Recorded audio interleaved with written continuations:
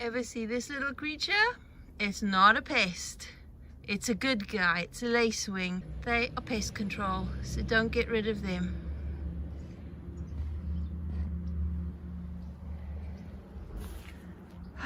Start you off on this week's garden catch-up.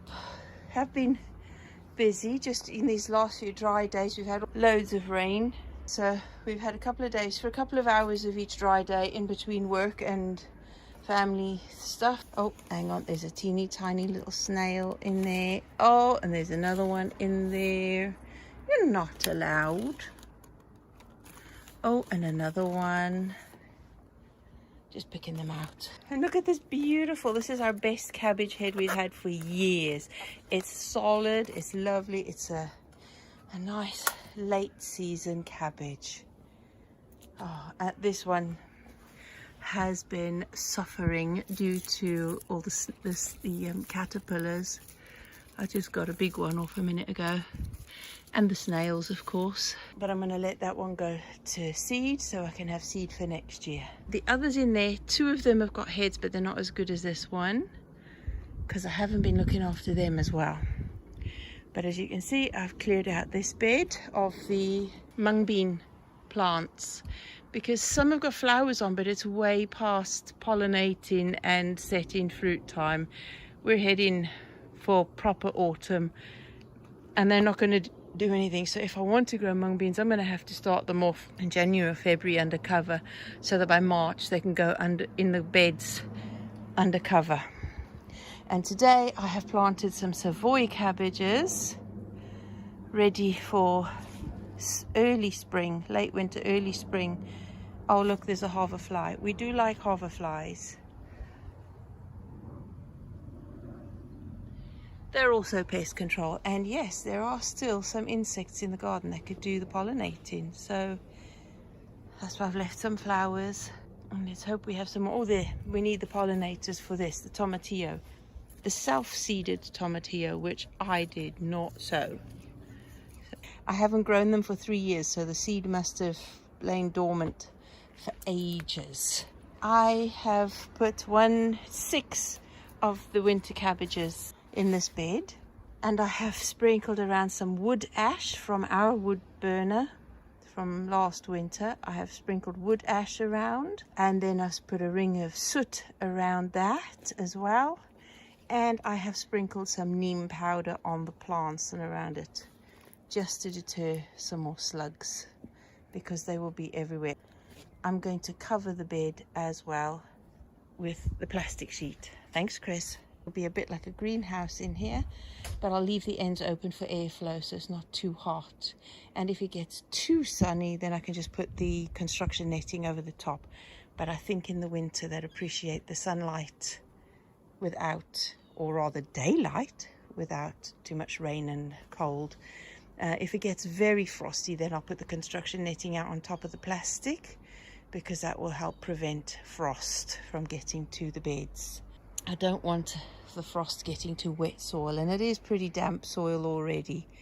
So, oh, and I still have some leeks, presuming it's leeks. It's either leeks or giant garlic, one of the two, but I think it's the leeks. So I've got 1, 2, 3, 4, 5, 6, about 7 or 8 leek plants in this bed. So I'll let them grow as long as they want. Some garlic over there, the small garlic from homegrown ones. And look at this. This I'm going to leave on because I want them to ripen on the plant over the winter. This is my edible lupins, and this is the only plant that has thrived and give me such beautiful big pods. Let's hope the edible lupins stay. They're not like the garden, the cultivated ones. They give you beautiful big spikes of flowers. These have some racemes of yellow flowers though, but nothing like the big ones you grow for ornamentals. Definitely worth it. I think it's a legume, so it's doing good in the soil. And when I harvest it, I won't uproot it. I'll just cut it off at the base and leave the roots in the ground. This bed's still to sort out and clear out. The chard and the parsley will stay. That bed, the tomatillo there, did not do very well. The thyme is thriving. The purple sprouting broccoli really suffering for all the caterpillars we had. Chickpeas, not as brilliant. They do have pods on, but I doubt they'll fill out and dry properly. So I think they're also a crop I need to get really early under cover from January and February, say in a hotbed or a cold frame, ready to come out by the end of March under cover again in a covered bed, so that I could get a long enough season for them to set proper pods. All the carrots, the little that I did get sown this year, are doing brilliantly. I think these are the round ones, are they not? Yes, the short little fat ones. Not bad at all. We shall have the, oh yeah. Just to cover them and keep them in. Oh, and there's more onions there still. Most of them didn't do well. Potatoes, those are going to have to come in because those are my Christmas potatoes. The slugs are demolishing them, but I need to get them under cover and earthed up again so they don't get damaged by the frost, and then we could have some Christmas spuds. They'll probably be ready before Christmas. One tiny, what was supposed to be a butternut squash. I think it cross-pollinated with the ones in the other bed, but I shall harvest that in a minute as well. Oh, all of this wood chip comes from that. Yep, finally we hacked it right the way back. It had grown more than 2 foot, almost 3 foot, almost right over. So it was time to really hack it back. And I used lots of the chopped long ones and the chopped off heads at the top to fill the gaps between the trees, so that we still have privacy and a screen to prevent dogs from crossing over from garden to garden, because my daughter's dog visits sometimes. And that will make a nice frame, because we're going to train all the ivy to cover all of these gaps. I've filled as many of the bottoms as possible. So, and this will come down, it's way too high. So I'll just keep using it as a dead hedge as we chop the tops to fill in the gaps in between. I mean, you should see my arms. They're full of scrapes and scratches and getting better already, but that was a job to thread all of those through. And kind of live-in hedge, kind of hedge laying stuff occasionally, just as we can keep some growing stuff in between. But that has given us a lot more space, a lot more light, and a lot more possibilities, because if, very big if, we ever get chickens, and it's a very big if because I'm not so sure about it yet, then at least either that corner or that one could become the chicken coop. We'll get double glazed windows to put on the roof so that there's lots of light for them. They need a lot of light. We'll be able to build something in here. There are still some stumps there, but they need the chainsaw to cut out because they're just too big for the loppers and the hedge trimmers. This will all be sorted out soon enough. And like I said, big if we ever get chickens, maybe they'll go there. We still have to sort this hedge out. This needs to be completely hacked back. It's more than a foot into the garden from the fence, because there is a wire fence in there, but then we could see properly to cover the gaps underneath, because that also would have to be sorted out before we ever think about getting chickens. And the frame of the trees will also be, that's the neighbours' trees. If they get rid of it, they do. If they don't, we'll just keep it cut back to the trunks and grow climbers through there, like clematis or something fruiting like wineberries or something. We also thought that the kiwis could also go at the back there, because they don't like a lot of wind, but they'll be able to ramble the whole hedge, because kiwis do tend to take over. There you are. Some of the apple trees been given a late autumn prune. The others I'll do a winter prune, but this whole area is going to be changing next year. I don't want to give away too much. Yeah, this is part of my getting more space for growing food, and also making it easier for us to manage. Where this whole section is going to be changing. There will still be apple trees, and I'll still be training them into my beautiful dome. It's already started up there, but it will be very different. So keep popping in and see what happens there. All of those hedge trimmings gave this enough wood chips for this, because it's about to get muddy through winter, and I don't have money to buy in wood chips. It's not that easy to get wood chips anymore anyway. So it provided enough cover for this. Hopefully it won't be muddy over winter.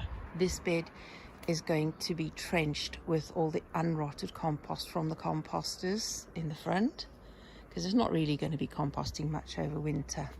So we'll be trenching it to put it underneath and raise the level, and then I can put some more winter vegetables in there and cover this bed as well. And in the meantime, I keep using these little sprouts, the leaves from this. I didn't get a proper Savoy cabbage off this year, but I've got little sprouts that I use the leaves off as if it were kale. And the runner bean, perennial runner bean, is still doing fine in the hanging basket. Hopefully getting some seeds off of those soon. Oh, there's some there, a couple of pods, brown and crispy. I'll take them off in a minute. Still got roses. I just love that. Still got roses. Still got petunias. Still got marigolds. So pretty and so bright. Yes, this is a weed, but look, a hoverfly.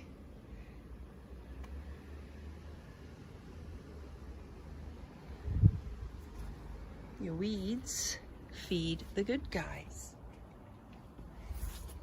Still appreciating the outdoor laundry area.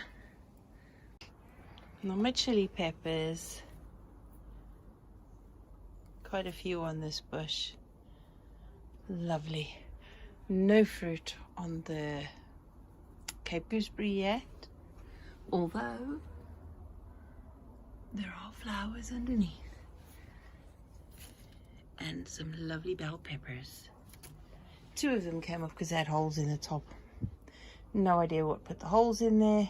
Probably an insect. I used them yesterday in supper.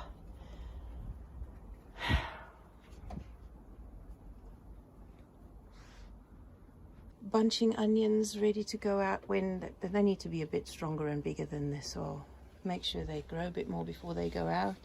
Lettuces we pick from.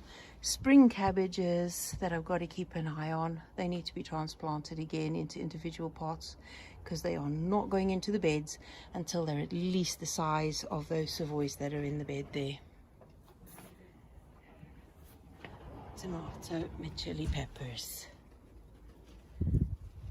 Look at that. Look, this is the pumpkins, still maturing nicely. The other peppers I've put indoors on the windowsill. And look, because it's undercover, we're still getting clematis. I've put the other 2 tomato plants that were in buckets in here because there's still some fruit on there and flowers. And who knows, they might just do fine undercover here for a little bit longer, at least until we get frost. So I must remember to feed them so that they're happy. See lots of hoverflies around still, so we're still getting pollinators, so it's perfectly possible to get more fruit on the plants. Some potatoes there ready to harvest. These ones have been totally demolished by the slugs, so we might just have to harvest them as new potatoes. These ones apparently are supposed to be house plants, but I'm going to leave them in here over winter. Lots still growing. Beetroot I'm going to leave in here for the winter, see how they go, and even if they don't set bulbs, they're going to be used for salad leaves. I've got kale there that needs potting on, and lettuce. Overwintering my catnip in here. There's broad beans in the, what do you call it, boxes in there. I used that from an old computer box. The kale in here totally demolished, nothing left, slugs and caterpillars. But the foxgloves for next year for the front garden are doing fine. The lavender is still doing fine. The Turkish sage is doing fine. And the garlic to overwinter. They will be potted on, and I will put them in the covered beds. I think I'll put them in one of the beds here. There's a rather large garlic, the Casablanca one, and there's a much smaller pink one, which is I think where I got my homegrown ones from. The pink one, what was it called? Can't remember the name. I do have a label in there, but I can't read it. It must have washed off. So there you go. Oh, the sweet potatoes are there as well, undercover. So lots been going on, preparing for winter. I'm now going to cover this bed with a plastic. You'll see it next time because there's still lots to do. There's lots of beds to clear out and sort out, get ready for winter veggies to go in, but they will be covered. Oh, and I need to put a new top frame on top of those hoops. That one's no good. And of course, Brighton broccoli. I'll harvest whatever shoots come up of that and then get rid of it because I need to cover that bed and use it for winter vegetables. That's the update in the garden for now. The front garden is not had anything done to it yet. There is stuff to do there, not much, but I do need to sort out the compost, and I do need to do a last harvest of the rhubarb because that is still exploding, that is still thriving. Most of these strawberries have to be transplanted into the strawberry tower to replace the old plants. Oh, and I've got some beans at the back there that need harvesting. Still lots to do. So I'll let you know next time how much more we've got, what else we've got done and ready, and as we grow our winter veg. That's a mouthful.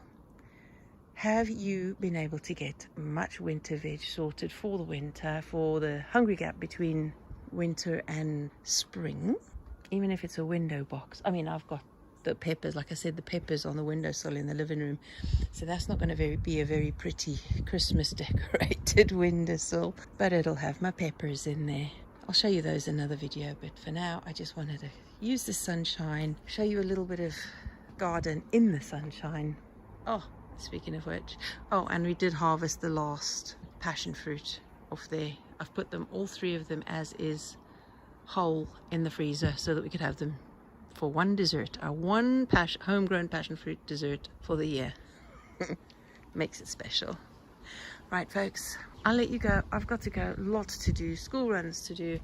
Have a great week till I see you again, and get out in the garden. Take care, folks.